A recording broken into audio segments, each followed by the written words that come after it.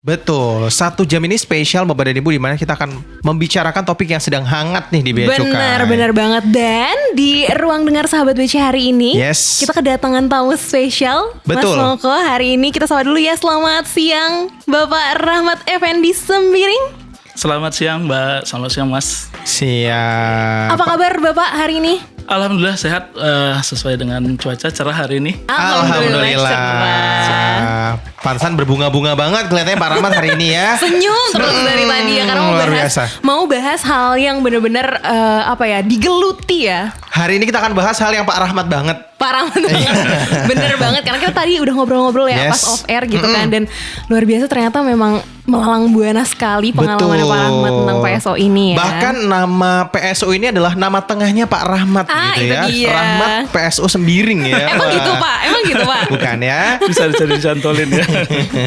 Ya Sahabat BC, jadi Bapak Rahmat Effendi Sembiring ini adalah Kepala Seksi Patroli Laut 2 Direktorat P2. Boleh berikan tepuk tangan dulu untuk Pak Rahmat. Selamat datang di Kanal BC Radio. Ini pertama kali ya Pak ya? Siap, benar pertama kali. Pertama kali. Jawabannya juga P2 banget. Siap pertama kali gitu Iya. ya. Luar biasa ya. Sobat BC, benar, selama 1 jam ke depan kita akan ngobrol sama Pak Rahmat mengenai PSO. Nih Pak Rahmat, kalau boleh saya tanya ya Pak ya. Kan saya udah research nih sebelumnya nih Pak ya. Saya udah research gitu, dan saya lihat bahwa pernah jadi Patla ya Pak ya.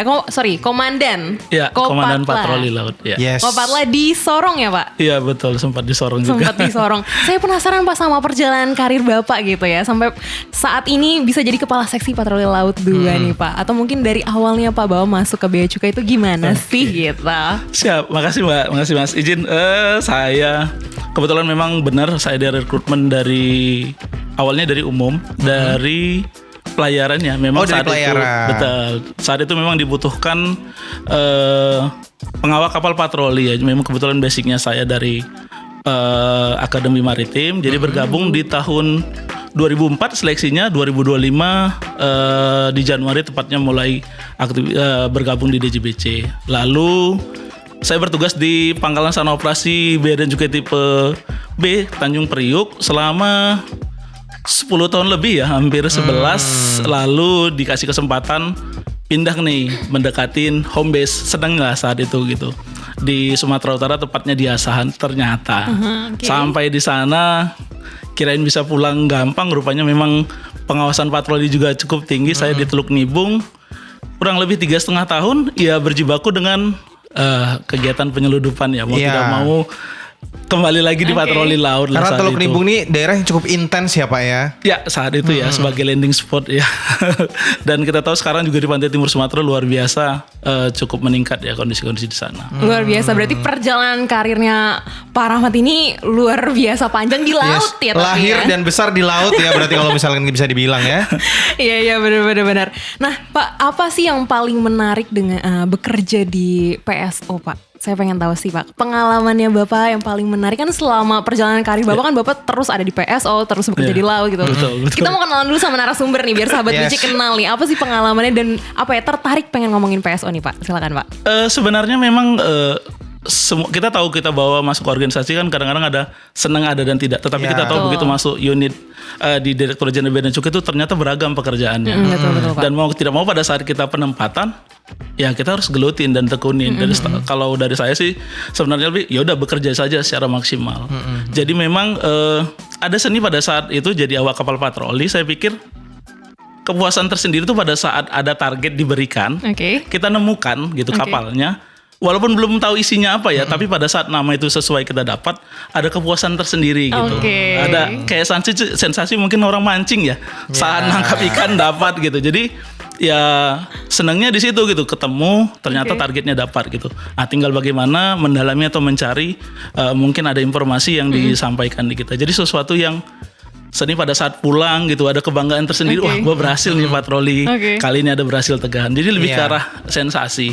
Cuma memang kehidupan di laut itu ya normal ya, orang umumnya itu ya senangnya hidupnya di darat. Iya, betul, Pergi pagi pulang sore. Tetapi mungkin kami di Satuan Patroli Laut tidak bisa memilih karena tugas kami memang harus adanya di laut. Lebih ke situ sih. Lebih Jam kerjanya juga udah nggak pagi sore lagi ya Pak ya.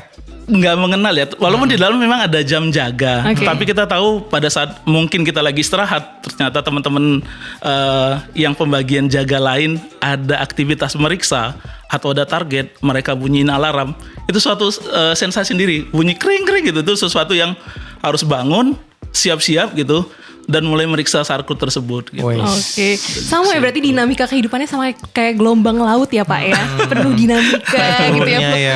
fluktuasi, naik turun gitu ya Pak ya. Iya. Wah ada filosofinya ternyata bekerja di Betul, laut ya. keren Kalau banget ya. misalkan aku tanya Pak, berarti pekerjaan Bapak adalah passion Bapak atau bukan?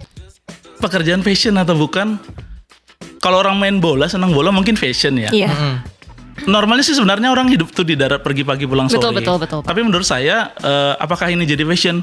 Menurut saya jadi iya ya, karena memang saya Iya. bergelut di situ mau nggak mau harus nekunin gitu. Dan saya yakin semua orang pada saat kesempatan diberikan mau nggak mau mereka harus berusaha dan memastikan bahwa bisa bekerja dengan baik lah. Wih.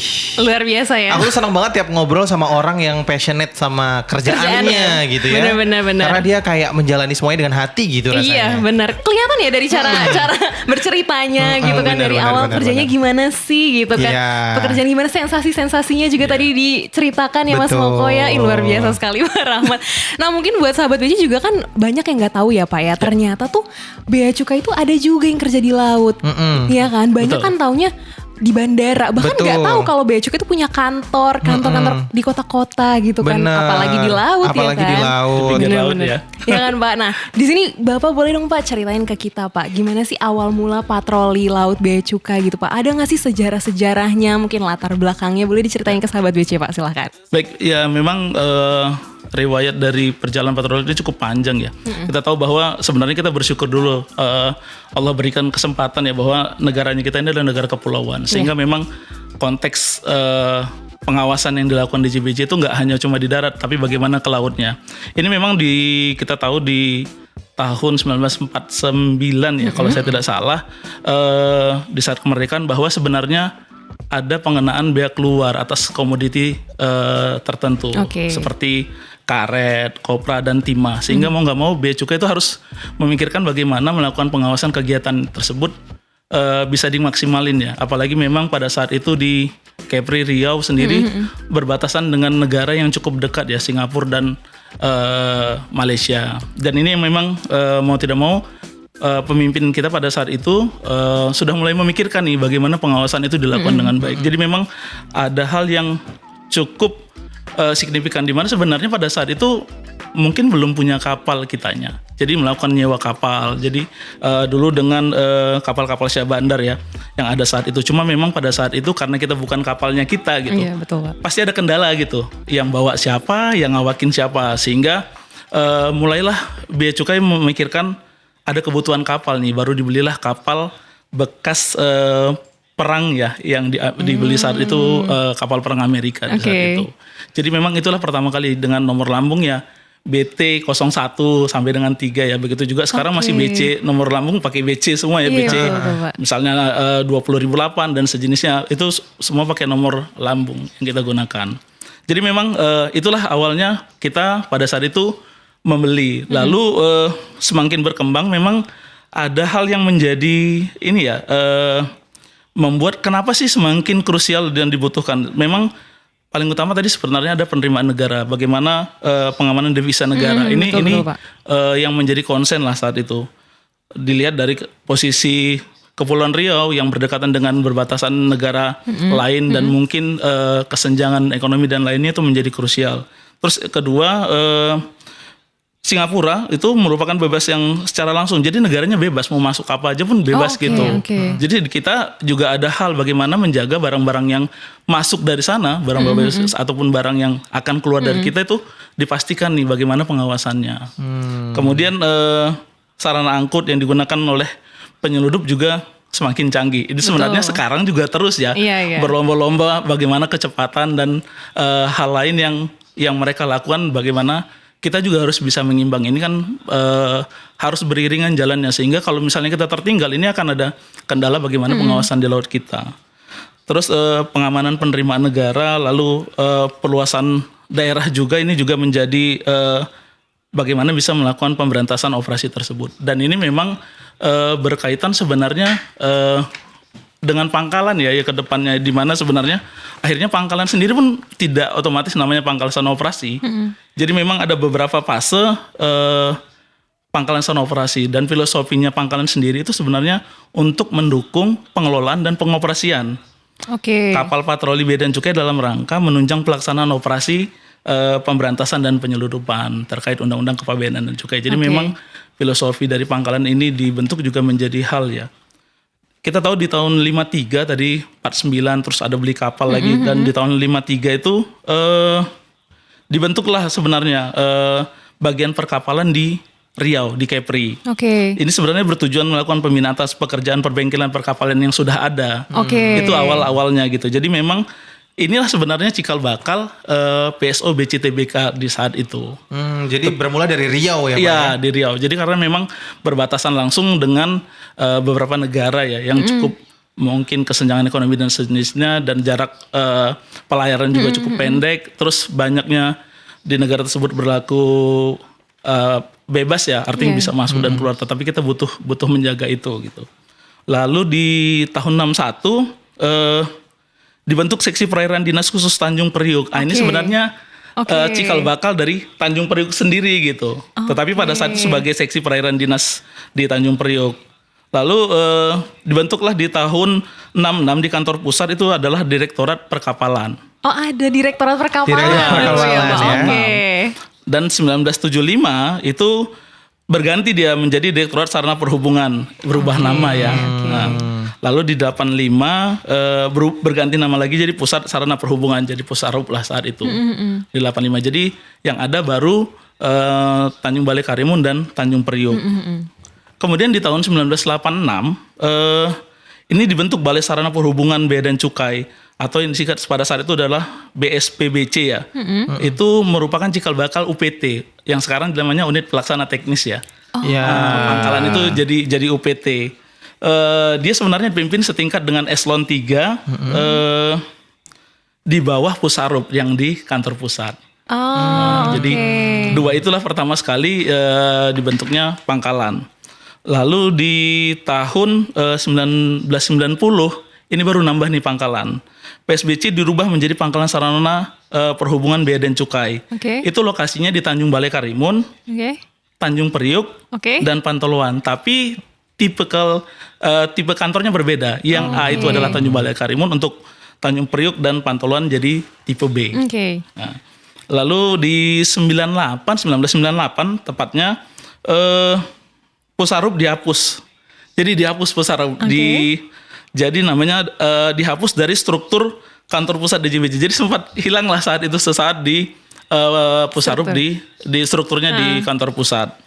2001 PSBC diubah menjadi Pangkalan Sarana Operasi Bea dan Cukai. Jadi berubah nama Pangkalan Sarana Operasi Bea dan Cukai itu di tahun 2001. 2001. Iya, 2001. Jadi 24 tahun yang lalu ya. Luar biasa. Lama banget ternyata ya.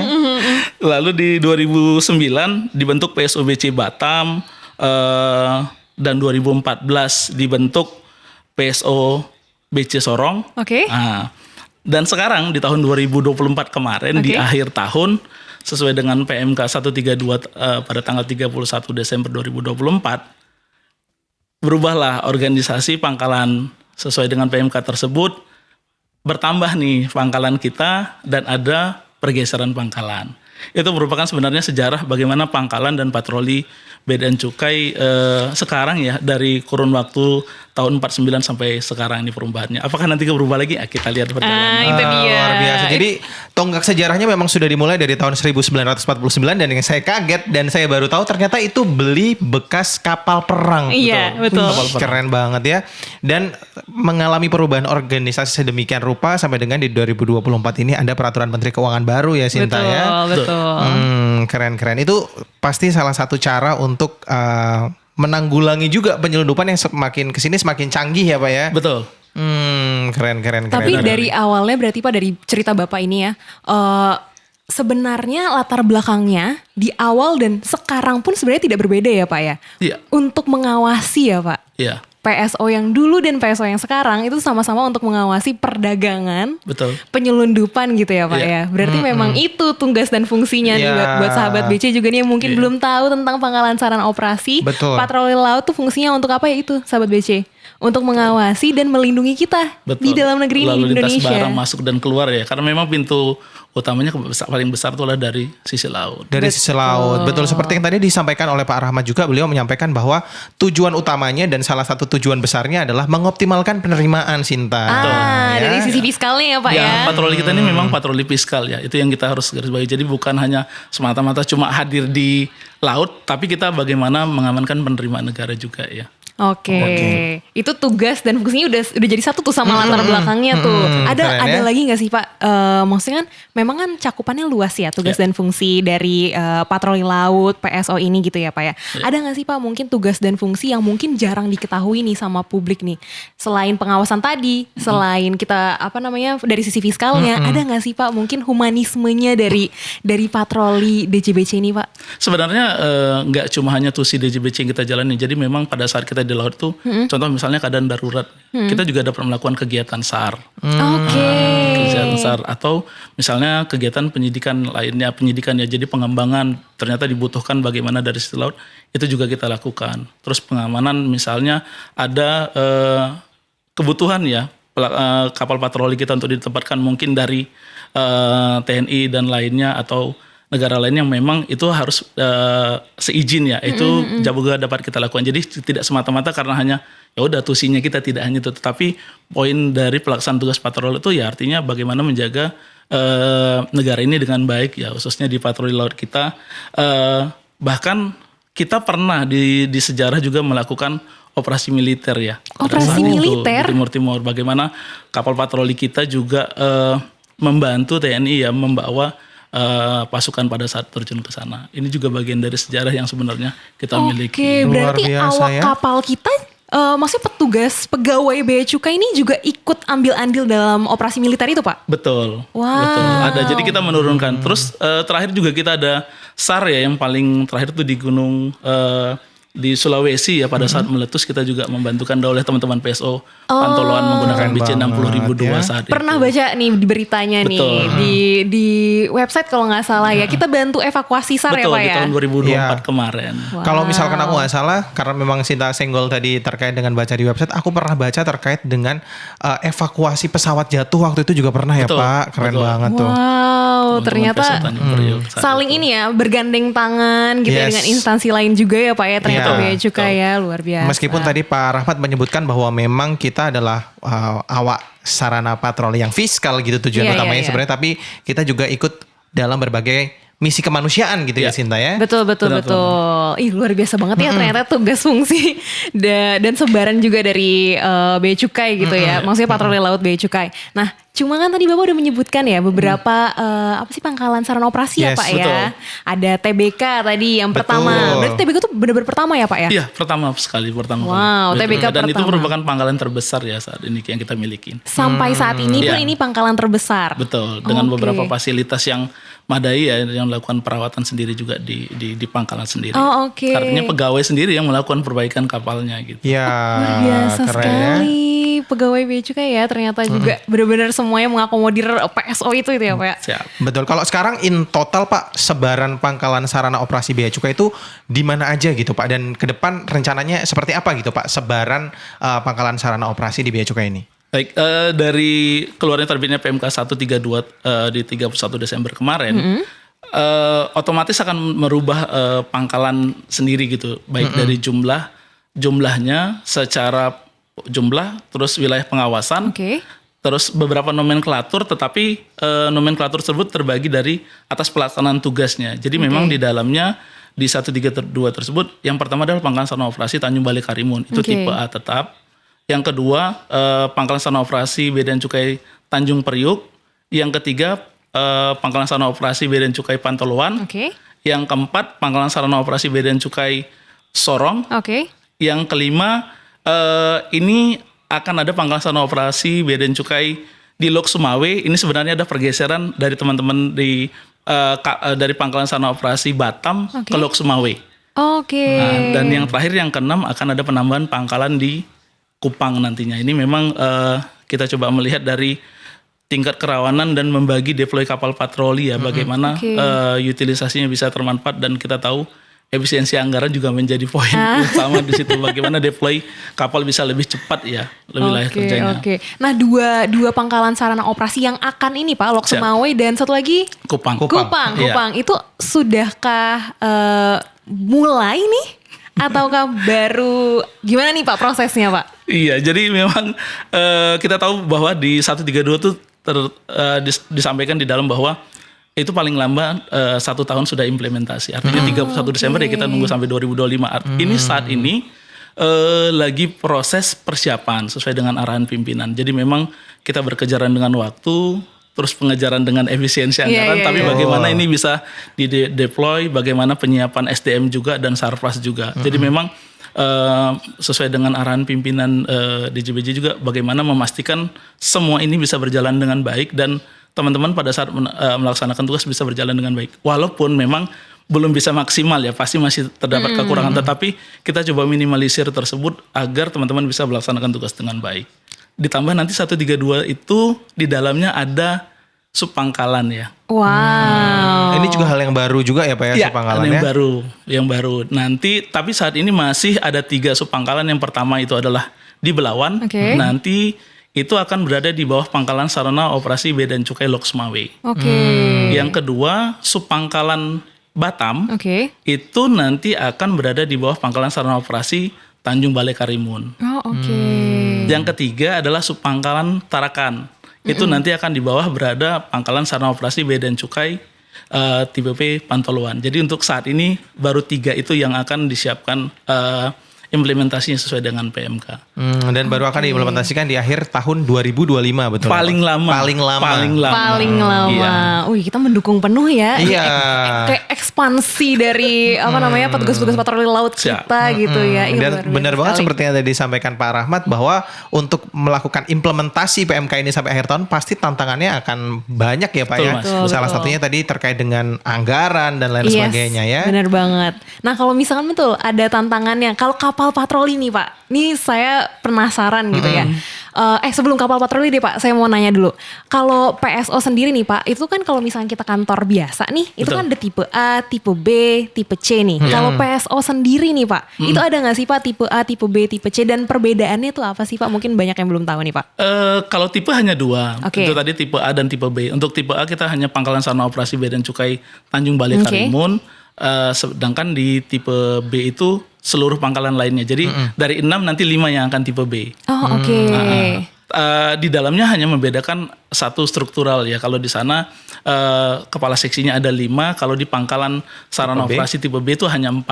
Nah, di dalamnya juga akan ada terpisah nanti gitu. Jadi beberapa nomenklatur yang ada di PMK 24 berubah nih. Seperti contoh seksi nautika menjadi seksi pengawakan. Ada beberapa di dalamnya, nanti harapannya teman-teman juga bisa membaca ya 132. Harapannya kita nggak tahu ya namanya penugasan dan sejenisnya. Ya ini kan menjadi kita dianggap tahu dan bagaimana kita memahami tersebut. Nah ini butuh penerapannya juga ke depannya. Kalau tadi kan terkait dengan unitnya memang akan berjalan sampai dengan akhir 2025. Kalau misalkan nomenklaturnya apakah sudah berlaku Pak? Seperti tadi nautika menjadi pengawakan, itu sudah berlaku belum kalau saat ini Pak? Belum, itu pada saat nanti mulai pengangkatan terus itu akan dilakukan nanti serentak pada saat itu jadi berlaku itu akan semua berubah. Untuk saat ini masih sesuai dengan PMK 24. Jadi nomenklatur masih belum selama belum pengangkatan jabatan tersebut. Oke, berarti masih panjang ya prosesnya ya Pak ya. Persiapan yang kita lakukan lah ini. Oke, balik lagi Pak. Siap. Kan tadi tipe-tipenya berbeda, strukturnya juga berbeda gitu kan. SDM-nya juga berbeda ya Pak? Iya. SDM-nya juga berbeda. Kemudian dari segi fasilitasnya juga berbeda nggak Pak? Betul, dari segi fasilitas dan SDM jelas ya. Karena memang pangkalan sarana operasi itu bukan cuma orang yang bawa kapal ya. Jadi memang ada di dalamnya ya teman-teman administrasi ya di dalamnya. Jadi bagaimana menjalankan fungsi kantor juga ada di dalam. Terus awak kapal patroli dan seperti TBK dan beberapa pangkalan lain itu ada juga teknisi gitu. Jadi memang mereka melakukan perawatan kapal secara utuh gitu, baik dari mungkin perawatan rutin gitu, misalnya ada kerusakan atau docking gitu, kayak di TBK dan Pantoluan mereka docking tuh sendiri, menaikkan kapal ke darat, dilakukan perawatan. Oke. Itu dilakukan oleh kita sendiri, pegawai kita sendiri.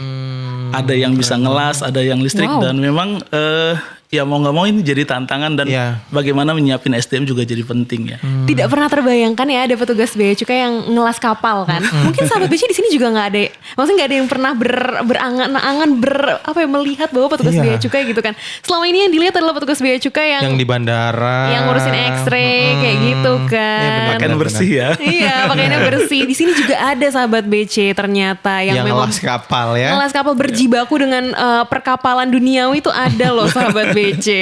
Nah, ngomongin tentang kapal patroli nih Pak, bea cukai itu punya banyak gak sih kapal patroli ini? Ada berapa sih gitu dengan sekarang udah mau nambah lagi PSO, mau ada subnya lagi gitu kan? Kapal patrolinya berapa sekarang Pak? Untuk kapal patroli saat ini kita beragam kelas ya, dari kelas 1 kalau sesuai dengan PMK-nya kita tuh sampai kelasnya 6. Tapi merujuk dari Menpan RB itu sampai dengan ada 5 kelas. Saat ini kita punya tuh kelas 1 tuh 60 meter ya, ada 2 unit. Oke, 2 unit. Terus untuk yang kelas 3 ada 7 unit, itu panjangnya 38 meter. Oke. Lalu kapal kelas 3 ini jumlahnya 28 unit. 28 unit. Ada yang berbahannya aluminium dan ada yang berbahan kayu. Itu beda juga ya? Iya, kayu. Lalu sebenarnya dulu kelas 3 itu dan kelas 4 sama-sama panjang 28, cuma beda bahan bangunannya, satu aluminium dan satu kayu. Lalu ada kapal speedboat ya, yang sebenarnya panjangnya itu di atas 15 meter. Di dalamnya sebenarnya ada 3 jenis, ada speedboat, ada PSP, dan ada interceptor. Kalau PSP mungkin teman-teman bisa lihat di samping museum ya. Oh, ini PSP ya? Iya, PSP. Dia bahannya berbeda ya, bahannya adalah Kevlar. Lalu ada speed yang panjang di bawah 15 meter, 10 meter. Jadi total kapal patroli kita baik dari fast patrol boat sampai speedboat sama kapal khusus itu ada 172 unit. 172 unit. Ini total semuanya ya Pak ya? Iya, saat ini yang kita milikin ya. Kita ke depan juga mungkin akan ada pengembangan dan penambahan juga. Tapi kelihatan ya Mas Moko ya. Kelihatan perbedaan antara kita nih D3BC yang sama D3 pelayaran. Iya. Kayak tadi nyebutin bahan tuh kayak aku mau elaborasi lagi, aku tuh gak paham nih. Betul. Ya betul. Jenis-jenisnya, kelas-kelasnya gitu kan. Panjangnya juga ya. Bener. Dan keren luar biasa ternyata kita punya 172 unit gitu ya Pak ya. Tapi nggak cuma itu ya, karena rencana ke depan Bea Cukai saat ini sedang mempersiapkan ya, ada 5 unit kapal baru. Ini lagi proses di Direktorat Penindakan di Sarop, akan ada dibangun 2 unit kapal FPB 38 atau kelas 3. Dan 3 unit kapal 3 unit kapal FPB 38 dan 2 unit kapal FPB 28. Itu yang akan rencana dibangun ke depannya, dan beberapa mungkin penambahan kapal speedboat ya. Memang ya kebutuhan khusus dari butuhnya kecepatan dan seastead ya. Seastead itu mungkin karakter wilayah perairan sehingga dibutuhkan kapal-kapal yang khusus. Nah ngomongin tentang butuh kapal-kapal yang khusus gitu ya Pak ya. Kalau misalkan di TBK sendiri atau mungkin nanti di Pantoloan gitu kan, menempatkan kapal-kapalnya itu yang tadi kelas 2, kelas itu tuh gimana sih Pak? Titik-titik rawannya kah dilihat, ataukah ya itu tadi si state-nya kah dilihat, itu gimana sih Pak? Ya benar, kita juga lihat itu teman-teman. Jadi memang ini ada kaitannya nanti pada saat implementasi pangkalan, ini akan juga merubah jumlah kapal patroli di masing-masing pangkalan. Jadi memang memperhatikan pertama itu ada tadi saya state itu adalah jangkauan pangkalan tersebut untuk luasan wilayahnya ya, karakternya mungkin ombak-ombak ratanya. Jadi untuk kapal kelas 160 itu yang mungkin yang karena jumlahnya sedikit ya, itu ada di timur dan di barat. Di timurnya ada di Pantoloan, karena memang mereka harus sampai ke utara, Sulawesi Utara ke atas, bahkan ke perbatasan Filipina.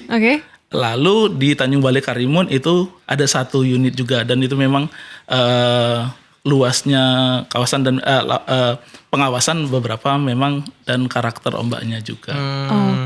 Selain menyesuaikan dari sistem tadi ya Sinta, kalau misalkan kita melihat kondisi saat ini sebenarnya udah ideal belum sih Pak jumlah kapal patrolinya, kemudian dengan wilayah pengawasan Indonesia yang begitu luas. Betul. Apakah memang jumlahnya ini udah sesuai nih Pak atau harus ada seperti pemenuhan Iya. lagi. Ada kendala-kendalanya mungkin Pak. Ini spill dong Pak di sini Pak.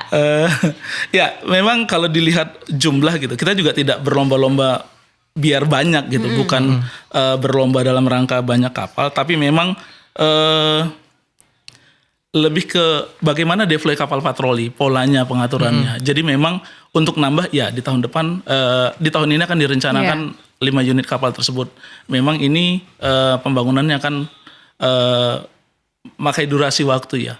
Artinya tidak selesai dalam 1 tahun ini. Terus bagaimana speedboat.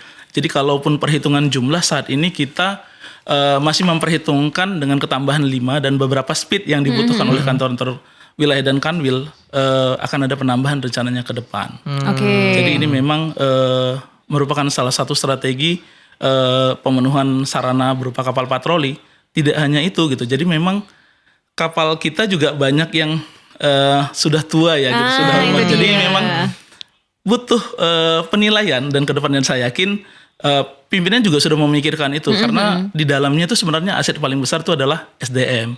Nah, ngomongin SDM itu kan nggak seperti kita membalikan telapak tangan. Jadi bagaimana pimpinan kita juga memikirkan keselamatan dari teman-teman dan kapal kita dalam kondisi layak laut itu ya siap operasi, kondisinya baik dan memang bisa menjaga teman-teman dalam melaksanakan tugasnya. Oke, keren banget itu kan tadi. ngomongin kapal ya Pak ya, ngomongin kapal yang layak laut. Nah sekarang SDM-nya nih Pak. Nah itu yang mau saya tanyakan. Sama ya pemikiran kita ya Mas Iya. Moko ya.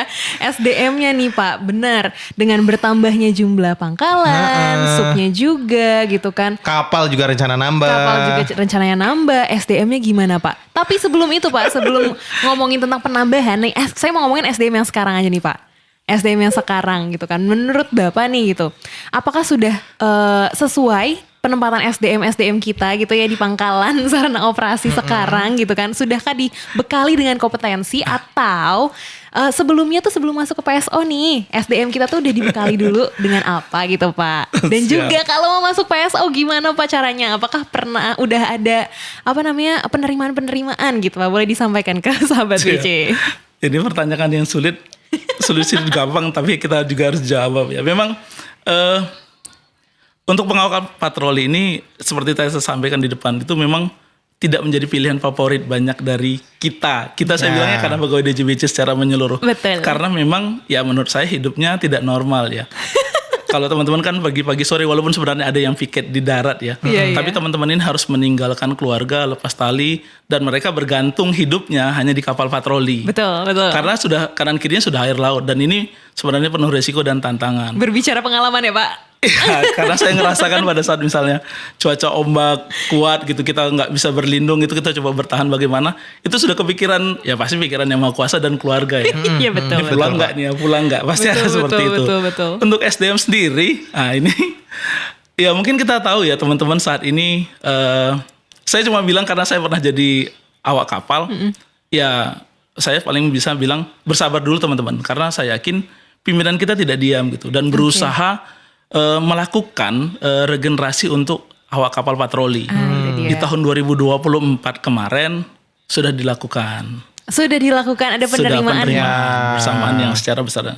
Tapi memang cukup sulit ya. Jadi memang pelamarnya tinggi tetapi jumlah yang gugur juga cukup banyak. Oke. Ini juga menjadi tantangan. Itu tidak hanya di DJBC tetapi unit kementerian lembaga lain yang punya kapal juga saya rasa sama ya gitu. Jadi memang saya belum tahu berapa sampai terakhir pemberkasan sekarang selesai yang kemungkinan lulus tapi memang jumlah yang kita butuhkan, yang kita minta tahun ini karena berharapnya dari Direktur Penindakan Subdit Pala khususnya itu mintanya itu berkesinambungan supaya jangan sampai jumlah sekali terima misalnya banyak 300 pada saat orang pensiun ini kan banyak juga jadi kita kesulitan. Jadi sebaiknya memang berkesinambungan tapi bisa meregenerasi dengan mudah. Betul, reguleri gitu ya. Iya, lebih ke situ. Cuma memang ya satu faktor gaji di luar di dalam kan berpengaruh. Jadi itu juga faktor kesulitan. Tetapi saya yakin banyak lah teman-teman di luar sana yang sebenarnya ingin mengabdi ke negeri ini juga. Banyak bagaimana banget Pak. Iya benar.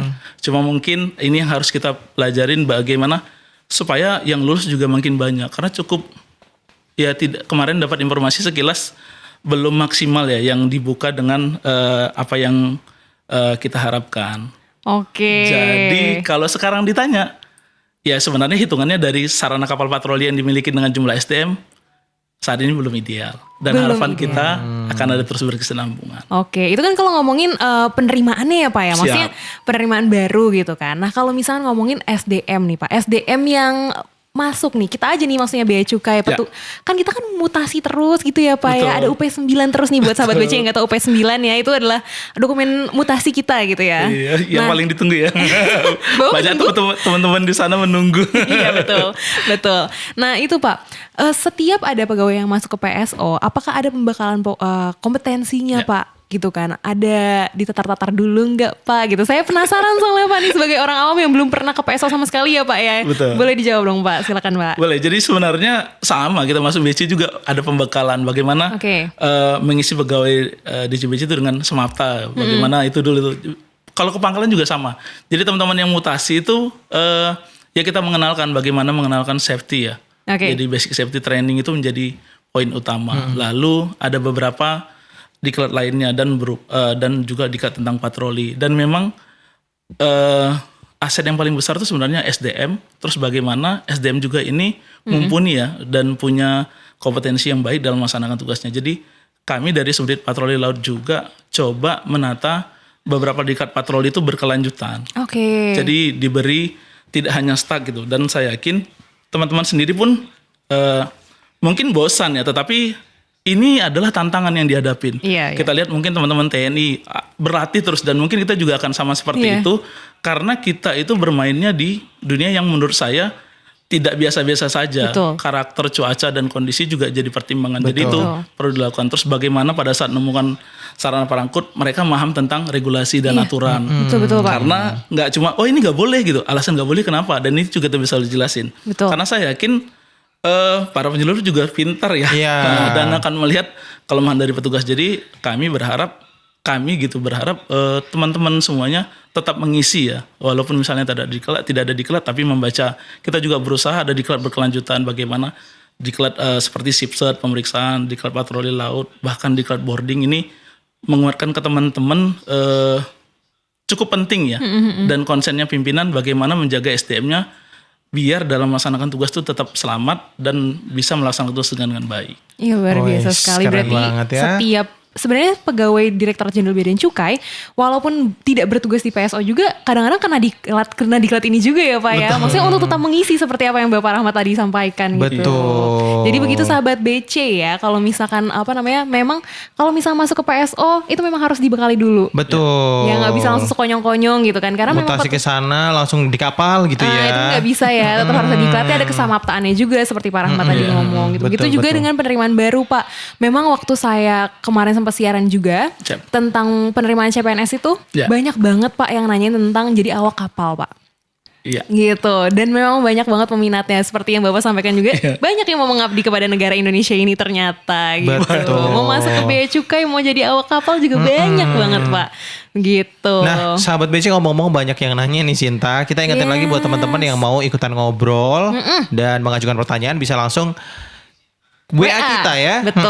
Di nomor 0812 4920 7758. Sekali lagi di 0812 4920 7758. Bener banget. Kita lagi ngomongin tentang Pangkalan Sarana Operasi nih sahabat BC. Dan ternyata Mas Moko dan Pak Rahmat sudah banyak sekali yang bertanya di WhatsApp. Kita Yes. selingin dulu sama pertanyaannya kali ya Pak ya. Boleh. Gini Pak, ini ada apresiasi juga Pak. Sangat salut dan bangga dengan passionate dan dedikasi teman-teman patroli laut BC. Nah ada pertanyaan nih Pak dari saya gitu katanya. Pertimbangan pemilihan lokasi Lok Semawe dan Kupang sebagai lokasi PSO tuh bagaimana? Itu pertanyaan pertama Pak. Yang kedua nih masih dari penanya yang sama. Bagaimana sih keberlangsungan pengawasan patroli laut? Misalnya jaring Sriwijaya, Walasea gitu di tengah isu efisiensi anggaran. Sebenarnya pertanyaan selanjutnya dari kami Pak. Iya, Penyiar ini itu tentang ini ya. Tentang ini, tapi karena sudah diwakili oleh penanya dari WhatsApp gitu Pak. Jadi mohon silahkan untuk dijawab Bapak Rahmat. Siap, terima kasih buat teman-teman semua mendengar. Ini juga menjadi berarti banyak yang konsen dan perhatian. Betul. Jadi pemilihan Kupang dan Lok Sumawe sendiri, saya yakin tidak hanya saya menunjuk di sana, saya milih di sana pimpinan. Tidak seperti itu, pasti sudah ada beberapa tahapan dan kajian. Salah satunya memang strategi pengawasan. Di Kupang sendiri itu sudah ada Alki 2 ya, bagaimana melalui Bali. Kita tahu dari Jakarta harus ke Kupang, teman-teman itu butuh waktu durasi 5 hari perjalanan. Oke. Ini juga sudah makan anggaran BBM yang cukup tinggi. Yes. Nah, ini salah satu. Yang kedua, tingkat keletihan teman-teman dalam bertugas itu juga menjadi konsen. Tuh, Pak. Karena kita yakin faktor itu nggak cuma hanya bawa kapal, begitu cuaca tidak baik, itu juga sudah jadi tantangan tersendiri. Mental ya, Pak. Ya, Yes, jadi benar. ini yang diperhatikan pimpinan sehingga Kupang juga iya. Bagaimana dengan Lok Sumawe? Lok Sumawe kita teman-teman bisa lihat berapa tahun belakangan dan di 2023 ada salah satu yang menurut saya khusus juga pada saat itu kejadian, sebenarnya intensitas maraknya masuknya NPP ke Indonesia cukup banyak ya. Oke. Dan kita juga cukup tinggi berkontribusi di kegiatan tersebut di DJBC sehingga beberapa titik termasuk Supangkalan itu adalah titik-titik rawan yang masuknya NPP. Jadi mempercepat kapal itu bisa deploy ke titik-titik tersebut. Itu adalah salah satu strategi.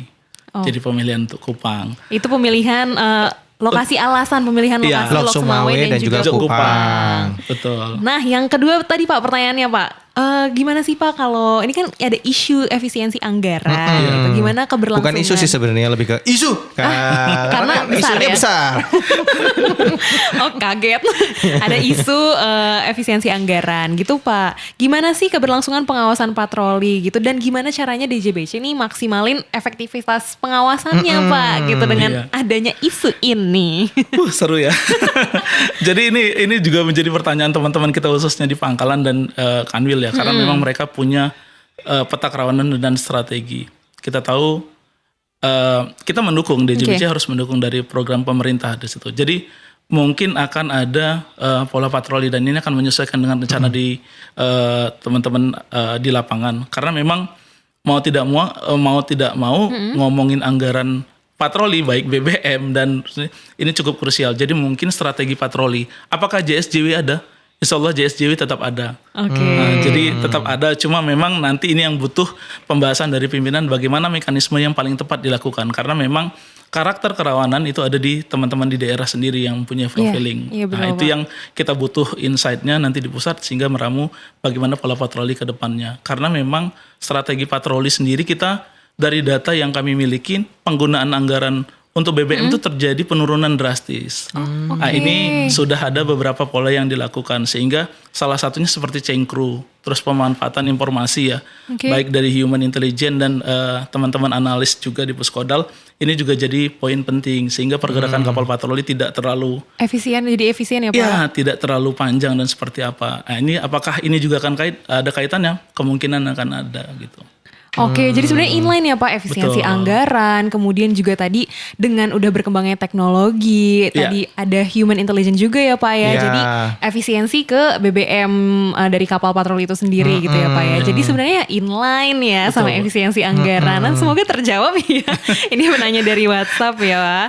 Kemudian selanjutnya ada pertanyaan lagi Mas? Ada pertanyaan lagi nih Pak yang masuk. Izin bertanya Pak, ini subunit Pangkalan yang akan dibentuk itu maksudnya nanti sekelas pos pantau atau apa? Nah nanti yang memimpin itu eselon berapa ya Pak? Gitu. Ini juga sebenarnya kemarin waktu aku baca PMK-nya itu kayak Keren, kamu udah baca? Iya, baca. Ih, keren banget. jadi kayak Terima kasih, baca itu Bang. aku. Nah waktu habis baca tuh kayak yang ini Pak sama pertanyaan saya. Dia dipimpin oleh kepala kantor kah atau seperti Iya, apa? Atau eselon iya. berapa gitu Pak? Baik, jadi mungkin kalau di BLBC ada satpel ya. Kalau Pangkalan juga ada Pangkalan ini tadi sebenarnya lebih ke mendukung pelaksanaan tugas patroli dari Pangkalan sendiri. Jadi memang siapakah yang akan memimpin ini sebenarnya adalah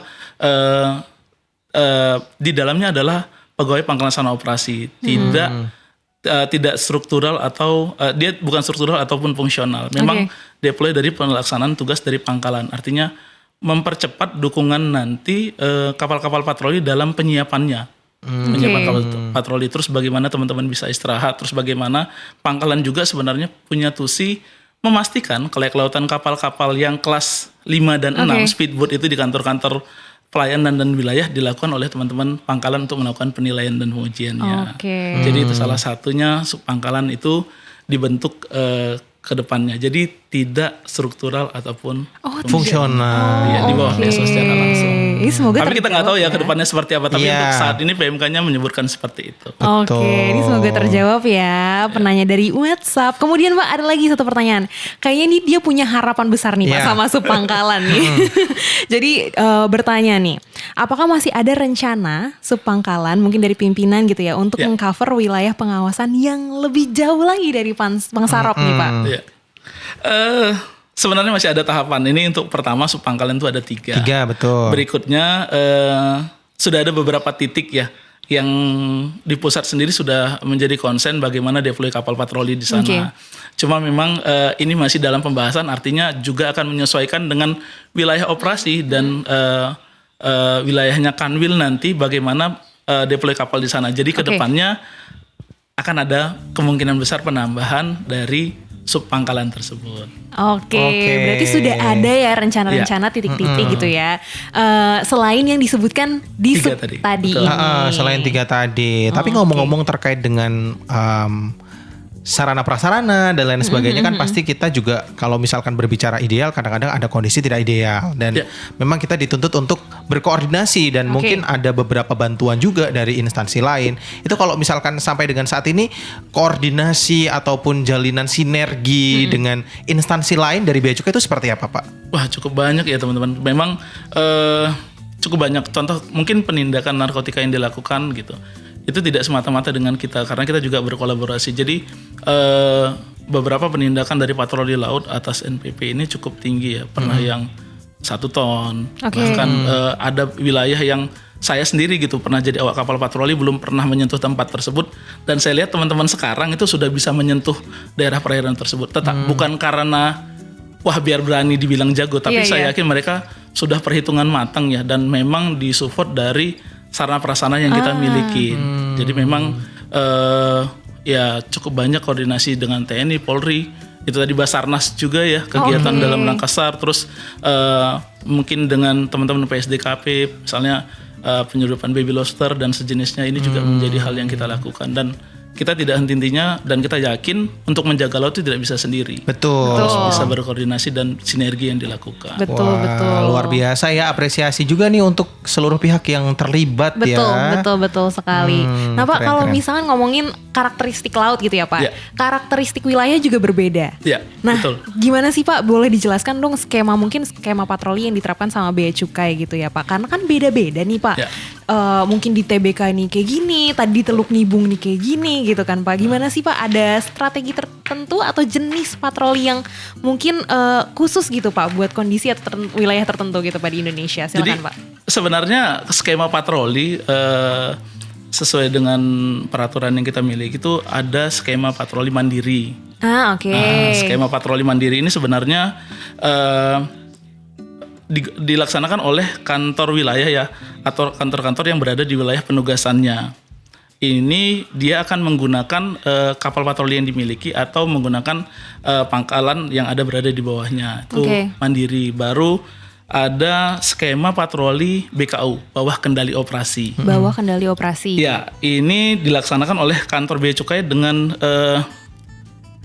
wilayah pengawasannya atau wilayah pengawasannya tapi dengan bantuan sarana patroli lainnya. Mungkin bisa jadi dari pangkalan, contoh misalnya kayak izin kayak teman-teman di Aceh mau operasi butuh kapal untuk wilayah operasinya. Mereka akan mengajukan ke kantor pusat melalui kantor wilayah yang ada membawahi PSO, contoh Tanjung Balai Karimun. Nah itu maka akan dideploy kapal patrolinya. Terus yang ketiga operasi terpadu, itu yang JS dan JW masuk di operasi terpadu gitu. Itu dilakukan oleh lebih dari 1 kantor Bea dan Cukai tanpa ada batas wilayah, berada dalam pengawasannya berdasarkan surat perintah itu yang diterbitkan oleh Direktur Jenderal atau pejabat Bea Cukai yang ditunjuk. Jadi surat perintah itu ya dari kantor pusat. Itu yang terpadu. Jadi JS dan JW, Jaring Sriwijaya dan Jaring Walasaya itu dilakukan adalah secara operasi terpadu. Yang keempat terkoordinasi. Terkoordinasi ini sebenarnya adalah patroli yang disanakan berdasarkan persetujuan atau perintah Direktur Jenderal. Tapi dalam rangkanya misalnya ada kegiatan koordinasi dengan administrasi pabean atau lembaga pemerintah lain. Oke. Nah, itu kita lakukan tapi dengan persetujuan di kantor pusat. Lalu koordinasi dalam kegiatan penegakan hukum ya misalnya dengan APH lain ada kegiatan penegakan hukum. Lalu koordinasi dengan kegiatan pertahanan keamanan laut tadi TNI Polri mungkin ada kegiatannya seperti terdahulu dan kita juga pernah di Tanjung Balai Karimun dukungan ke TNI ada kegiatan penurunan pasukan ya. Saat itu juga kita dibutuhkan karena mungkin dimensi kapal kita tidak terlalu besar, draftnya tidak gede, kita menggunakan kapal patroli kita. Lalu koordinasi dalam rangka mendukung tugas dan fungsi pengawasan instansi dalam negeri lainnya. Jadi memang ya kita tuh tidak sendiri dan siap membantu dalam pelaksanaan tugas tersebut, tetapi memang ada tahapan dan mekanisme yang harus dilakukan. Baru yang terakhir adalah patroli khusus. Patroli khusus ini sebenarnya di luar dari empat patroli tersebut. Sebenarnya ini adanya informasi atau dugaan pelanggaran di bidang kepabeanan cukai. Jadi dapat dilaksanakan operasi tersebut tidak menggunakan skema yang mandiri, BKO, terpadu dan terkoordinasi. Jadi kapan pun bisa digerakkan sewaktu-waktu dan ini memang dikeluarkan oleh kantor pusat. Oh wow, konsepnya memang spontan ya yang patroli khusus ya.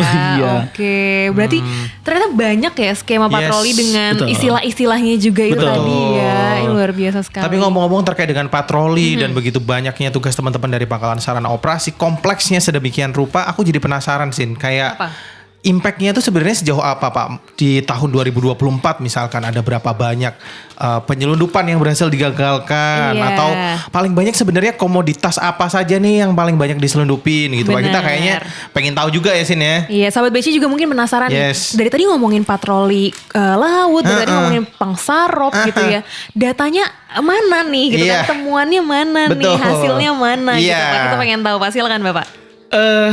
Impact-nya sebenarnya dari pelaksanaan tugas patroli ini cukup besar ya.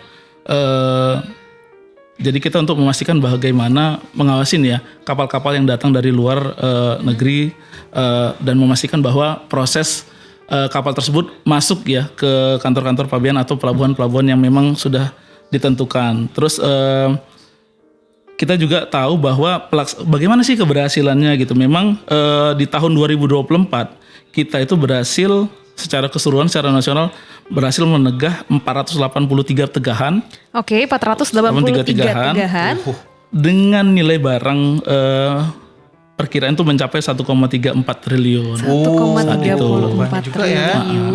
Untuk komoditinya itu beragam ya, ada hasil tembakau, lalu MMA ya, minuman mengandung etil alkohol, terus barang campuran, produk pertanian, bahkan narkotika juga. Termasuk NPP juga ya Pak ya. Termasuk NPP. Komoditas-komoditas yang dilarang dan dibatasi masuknya ke Indonesia ya gitu ya Pak ya. Betul, diamankan oleh teman-teman PSO. Ini luar biasa banget. Tidak hanya PSO, jadi memang ini juga patroli laut secara nasional. Jadi kantor wilayah dan pelayanan juga menggunakan speedboat juga. Jadi ini nasional jadi kegiatannya. Dan bagaimana sebenarnya kita memastikan rencana kedatangan sarana panggur tersebut juga bisa kita perhatikan dan kita pastikan ya. Jadi RKSP yang masuk pada saat untuk pengawasan tersebut. Pengawasan impor juga ya Pak ya. Impor dan ekspor yang kita lakukan. Luar biasa sekali. Ya. Ternyata datanya nih udah hampir lebih dari 1,34. Iya, hampir 500 penindakan tadi ya. Iya, keren banget. Kita kayak loadingnya lama karena ternyata banyak ya. Iya, karena saking luar biasanya jadi loading gitu kan. Iya. Nah Pak, kita udah mau berada di akhir sesi nih Pak ya kan. Biasanya kalau misalkan di akhir sesi gitu ya kan, kita ngomongin tentang pengalaman paling menarik. Boleh pengalaman Bapak sendiri atau mungkin Bapak pernah witnessing teman Bapak ngapain gitu ya. Witnessing kayak ini patroli Direktur Jenderal Bea dan Cukai ini pernah melakukan suatu hal yang luar biasa gitu ya Pak ya, biar bisa dibagikan juga nih ke teman-teman atau sahabat BC gitu. Baik, jadi kalau menarik secara pribadi sebenarnya banyak gitu, tapi saya sebenarnya menyoroti perkembangan patroli sekarang. Saya tadi sudah saya sampaikan di awal bahwa saya sangat bangga juga dengan teman-teman patroli sekarang ya.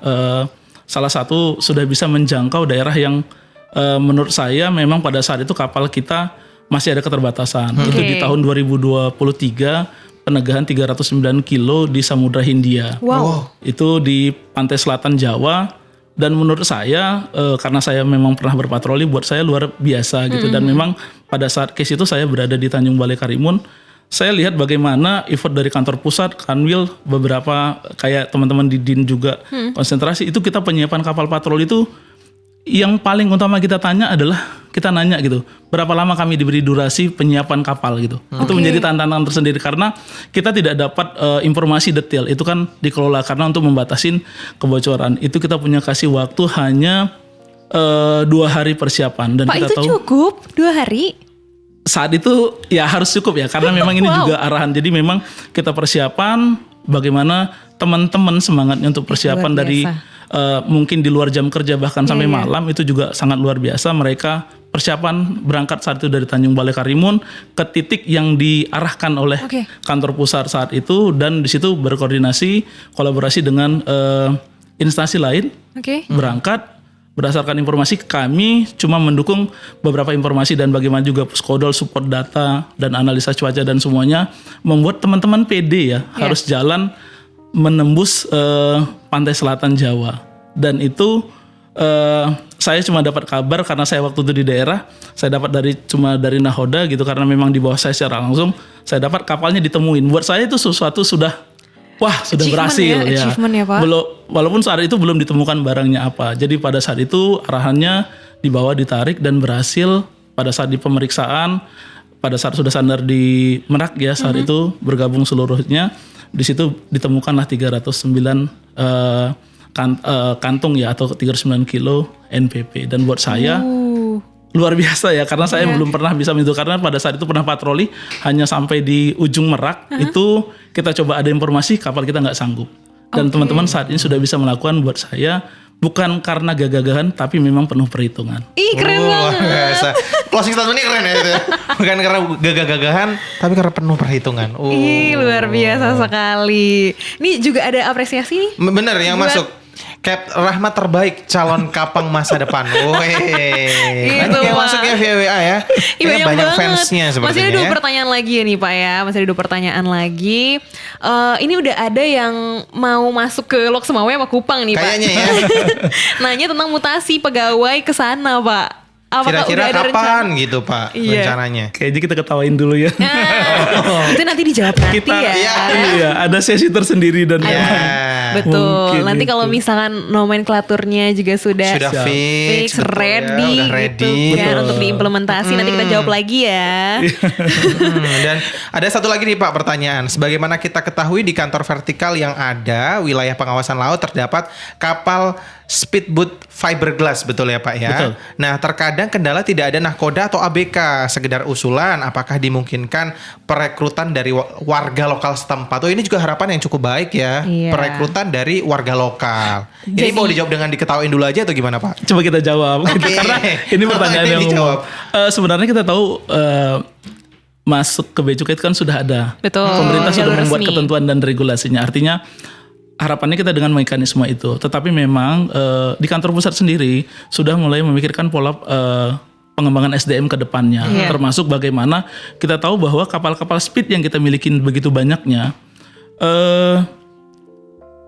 Kita tahu bahwa cost atau uang yang harus dikeluarkan untuk merawat kapal itu tidak murah. Betul. Mungkin orang nganggap kalau mobil beli, parkir mobil selesai tutup ya. Kapal itu tidak bisa karena berpengaruh sama cuaca dan kondisi pergerakan Betul. air. Akan ada resiko kerusakan sehingga bagaimana SDM-nya apakah bisa gitu. Kita juga berharap teman-teman bisa berkoordinasi dengan kantor pusat. Kalaupun ada mekanismenya yaitu mungkin yang jaga ya seperti volunteer atau kayak honorer. Tetapi untuk pengawal itu sebaiknya dilakukan oleh awak kapal patroli ya yang memiliki NIP gitu. Jadi harapannya mohon dukungan dan doa dari teman-teman semua juga di daerah bahwa bagaimana rekrutmennya bisa berjalan sehingga deploy perputaran dari SDM kapal juga bisa termanfaat di kantor wilayah atau kantor pelayanan lainnya. Oke. Mantap banget ya. Jadi memang sudah ada mekanismenya atau skema perekrutan awak kapal di Direktorat Jenderal Bea dan Cukai ya. Betul, dan harapannya menjadi awak kapal gitu ya adalah pegawai yang bernip gitu ya Pak ya. Iya.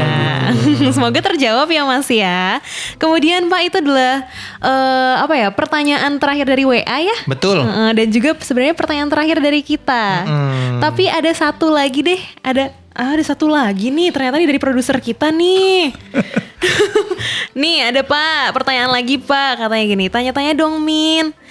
Diklat teknis boarding Min, itu termasuk program Pak Rahmat juga. Pak Rahmat pasti ngerti gimana nih Pak maksudnya nih Pak. Apa nih Pak? Diklat teknis boarding apa ini Pak? Iya, tadi sebenarnya ada yang gitu, pengawak sendiri ya sebenarnya ada bisa teman-teman bisa melakukan BKO ya dari pangkalan tadi bisa juga digunakan. Tapi memang kita tahu di pangkalan juga kekurangan orang dan ini kadang-kadang sulit mendeploynya gitu karena keterbatasan dan pengawak di kapal-kapal besar. Kaitannya dengan diklat boarding sebenarnya bukan saya gitu. Itu bukan saya gitu. Jadi ini adalah sebenarnya saya bersyukur gitu punya tim dikelilingin oleh menurut saya teman-teman yang luar biasa yang punya insight dan bagaimana memikirkan sebenarnya patroli itu nggak cuma hanya gitu saja, nggak hanya cuma ya udah pergi selesai pulang gitu, tidak hanya itu, tapi bagaimana pengembangan teman-teman dan ini memang kaitannya dinamika boarding ini sebenarnya tim ya banyak yang terlibat, ada beberapa teman-teman ya yang sudah bergeser di pusat, ada yang ke Semarang dan ada juga yang saat ini di kantor pusat dan Kepri juga Pangkalan Sana Operasi Tanjung Balai Karimun juga dan Bapak Pimpinan memikirkan sebenarnya boarding ini penting gitu. Bagaimana teknik naik karena kalau menaikin kapal dalam kondisi kapalnya baik-baik saja, diam saja kita tidak ada perlawanan, ya tidak ada masalah gitu. Tapi tidak tertutup kemungkinan dan saya pernah ngadapin bahwa banyak yang pada saat mau kita suruh berhenti, itu tidak mau gitu dan mereka melakukan perlawanan gitu. Dan ini yang dibutuhkan teman-teman bagaimana kesiapan mereka, bagaimana menggalang tim, mengatur orang, timnya bisa naik dengan baik karena pemeriksaan dilakukan itu harus dalam satu kesatuan tim. Dan itu yang kita butuhkan tim boarding ini. Dan menurut saya ini untuk siapa? Harusnya semua orang di kapal patroli paham itu. Jadi jangan sampai nanti begitu naik mereka tidak ada komando, masing-masing ada resiko. Nah, jadi kita juga berharap ini adalah semua tim di satuan patroli baik dari komandan patroli bahkan sampai awak kapal patroli ini menjadi satu kesatuan tim yang memang bagaimana si komandan patroli bisa mengarahkan dengan baik. Berarti ini diklat boarding ini adalah manage team ya sebenarnya Pak ya? Team, dan ini sudah diimplementasikan? Sudah dilaksanakan di tahun 2024 dan kita kemarin dapat dukungan juga ya dari teman-teman di US Embassy juga.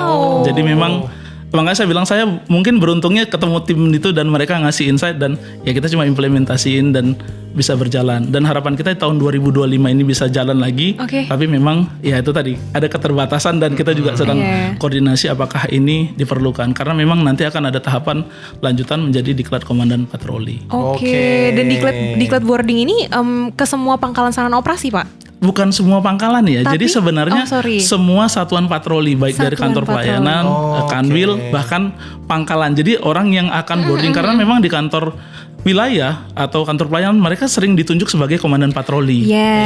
Jadi tidak hanya di pangkalan gitu. Jadi artinya ini adalah satu kesatuan utuh bagaimana bisa mengatur dan memaintain seorang bisa menaik dengan baik. Berarti sudah menyeluruh satuan patroli ini sudah mendapatkan diklat ini ya Pak ya? Kalau menyeluruh belum ya karena kita baru implementasi satu kali di tahun 2024. Dan harapannya tahun 2025 bisa juga gitu. Karena memang kayaknya nih udah banyak banget yang pengen gitu ya. Kayak tadi gitu tertarik gitu ya. Tertarik gitu. Bagaimana sih caranya memanage tim gitu di tengah-tengah laut biar bisa boarding bersama-sama aman gitu ya Pak ya. Betul. Mantap, keren ya. Itu adalah pertanyaan terakhir dari WhatsApp Pak Rahmat. Dan juga pertanyaan yang ada di list kita sebenarnya juga terakhir ya. Betul banget. Sebelumnya kita mau terima kasih dulu pada para penanya ya. Luar biasa sekali. Ini adalah siaran teramai saya Pak. Ramai banget. Di WhatsApp ramai banget dan memberikan apresiasi sebesar-besarnya ya ini kepada Pak Rahmat. Ini banyak ternyata fansnya Pak Rahmat ya. Iya ternyata. Dan banyak juga yang berminat untuk menjadi ini ternyata awak kapal ternyata. Mas Moko tertarik? Saat ini sepertinya belum ya. Tapi akan menjajal ya. Ya. Oke, Pak, pertanyaan terakhir dari kita. closing statement Pak, apa Yes. sih pesan yang ingin disampaikan kepada masyarakat nih? Kepada masyarakat ya Pak ya, mengenai pentingnya peran patroli laut Bea Cukai ini Pak, silahkan. Kami juga berharap dari sudut patroli laut ya, khususnya Direktorat Penindakan Penyidikan, dengan adanya kegiatan singkat, menurut kami singkat tapi cukup penting juga kami sampaikan. Ini harapannya dapat meningkatkan wawasan ya, baik pendengar, terus bagaimana, dan kita juga dari SDM Bea dan Cukai khususnya, ini bisa secara holistik ya melakukan pengawasan tersebut, bahwa patroli laut Bea dan Cukai merupakan garda terdepan dalam pelaksanaan tugas pengelolaan fiskal negeri ini. Jadi kita adalah patroli fiskal. Jadi patroli Bea Cukai memiliki peran utama dalam mendukung dalam pelaksanaan tugas berbagai kementerian atau lembaga lainnya. Jadi kita tidak hanya melaksanakan tugas, tapi ada tugas lain yang harus kita lakukan. Keterbatasan dan tantangan yang ada ini menjadikan membuat kita lebih kuat harusnya ya dengan tantangan.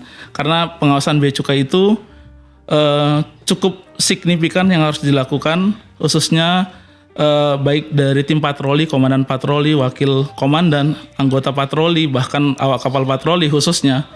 Ini di mana mereka telah sebenarnya menunjukkan dedikasi dan loyalitas ya, yang luar biasa. Kami sangat berterima kasih atas keberanian dan ketekunan teman-teman semua dalam melaksanakan tugas.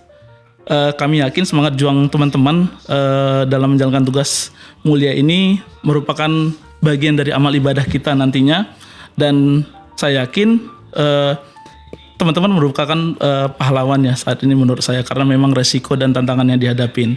Semoga semangat dan dedikasi teman-teman seluruhnya di Satuan Patroli Laut, baik FPB dan di kantor wilayah ataupun di pelayanan, dalam menginspirasi dan menjalani ini dapat menjadi teladan untuk kita semua. Saya yakin teman-teman juga diberi kesuksesan dan tetap jaga kesehatan dan semangat dalam melaksanakan tugas. Wih, amin amin. Mantap, Luar biasa sekali ya Mas Moko. Bener, ya. apresiasi yang begitu besar untuk teman-teman yang saat ini bertugas di Satuan Pelaksanaan ataupun di Pangkalan Sarana Operasi, karena teman-teman semua adalah garda terdepan dari negara ini, dari Direktorat Jenderal Bea dan Cukai dalam menjaga hak-hak keuangan negara. Iya, luar betul biasa banget. ya.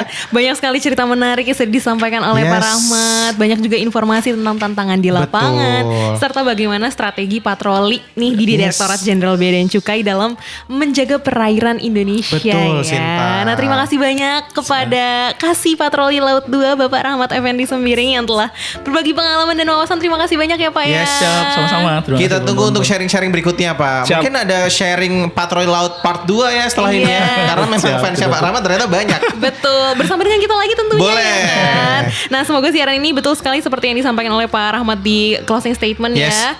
Bisa memberikan banyak sekali pengetahuan-pengetahuan, gambaran lebih luas juga mengenai Pangkalan Sarana Operasi dan juga Patroli Laut di Direktorat Jenderal Bea dan Cukai. Dan juga kami penyiar juga mau mengapresiasi kepada Pak Rahmat, juga kita apresiasi karena sebagai ini juga ya Pak ya, awak armada Patroli Laut di Direktorat Jenderal Bea dan Cukai, kepada seluruh satuan tugas ABK di Direktorat Jenderal Bea dan Cukai di luar sana, atas dedikasinya, atas juga kerja kerasnya, sekaligus menginspirasi kita ya. Betul. Betul. Jadi, karena teman-teman ada di garda terdepan itu dia tadi. Lagi-lagi garda terdepan menjaga negeri ini gitu ya. Karena menjaga negeri ini bukan hanya bisa dilakukan di berbagai bidang, Mas Moko gitu ya. Termasuk di atas gelombang laut yang luas. Terima kasih sahabat BC sudah menemani dan mendengarkan Jam Rawan edisi spesial hari ini tentang Pangkalan Sarana Operasi. Jam Rawan kali ini udah nggak ngantuk lagi karena ada Pak Rahmat ya yang sharing cerita tentang Pangkalan Sarana Operasi yang keren banget tentunya. Betul banget. Terima kasih ya sahabat BC ya sudah menemani kita hari ini. Sinta dan Hermoko dan juga Pak Rahmat signing out. Bye-bye. Terima kasih, sampai jumpa di Jam Rawan berikutnya. Terima kasih. Aktual beritanya. Komitmen kami jadikan Bea Cukai makin baik.